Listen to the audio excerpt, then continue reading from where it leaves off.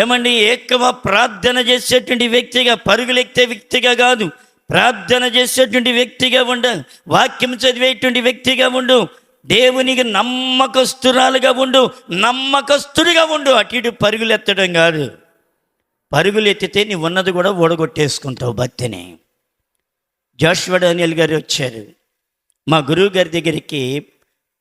దాదాపు 70 చిల్లరలోనో 80లోనో మీటింగ్ పెట్టారు రేపల్లలో